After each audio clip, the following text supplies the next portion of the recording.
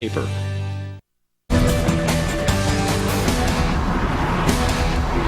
Whether it's big bad government bureaucrats run amok with your taxpayer dollars or those fat cats on Wall Street, one thing is clear. The American public doesn't trust any of them.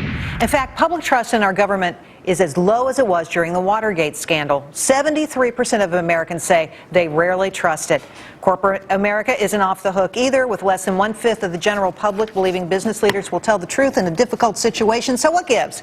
And can America's largest institutions change? Joining me now, Jim Thomas, founder of Alliance for Integrity and author of Integrity, the Indispensable Element. Thanks so much, Jim, for coming in tonight. It's a pleasure to have you on the show. This is a question I sort of ask myself all the time because it's becoming increasingly clear that Americans don't trust institutions of any sort. Where do government and big companies go wrong?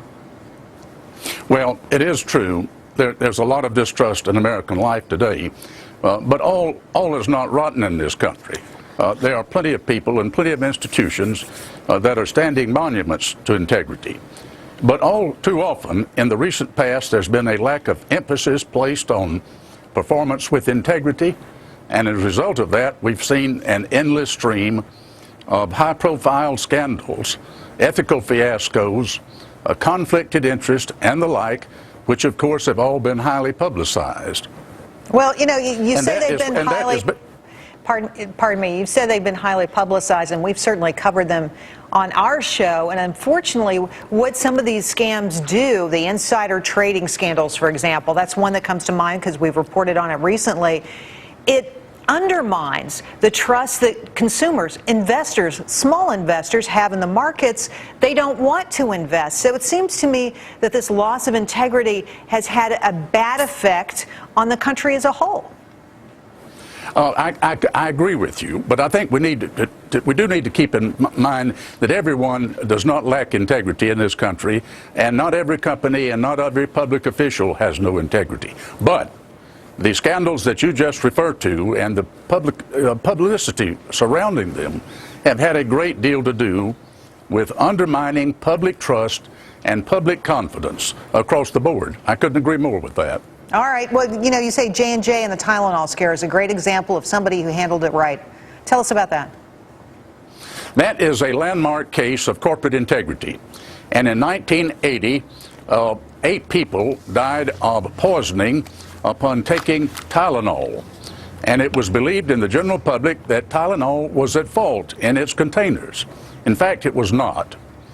But James Burke, the chief executive officer, at great cost to Tylenol and great loss of sales, took its product off the market entirely until the matter was completely investigated.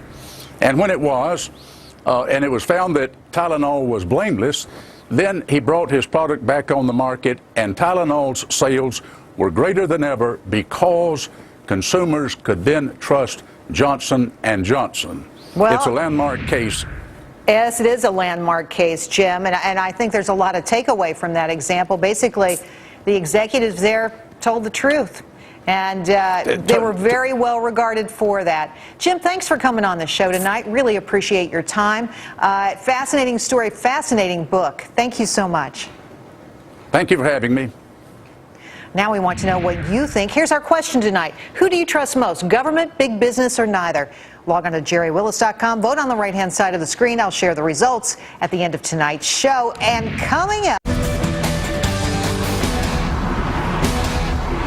a new children's book is taking a look at what makes America great through its history, its famous citizens, its principles, and the author is only 11 years old. Abe Ben Khalid, author of The Greatest Country, is with us now, as is BK Bhutta, his father, who co-wrote the book. I'll start with you, BK. Why did the two of you decide to write this book? Jerry, thank you so much for having us. As you might know, we are immigrants. I am from Asia, and his mom is from Africa. And to immigrants, you know, this country has, immigrants hold a special kind of appreciation and love for this country. And most of the people here don't realize that because they have nothing to compare it to. So for us, that's something very special. So those are the kind of, values and love we try to inculcate in our children also.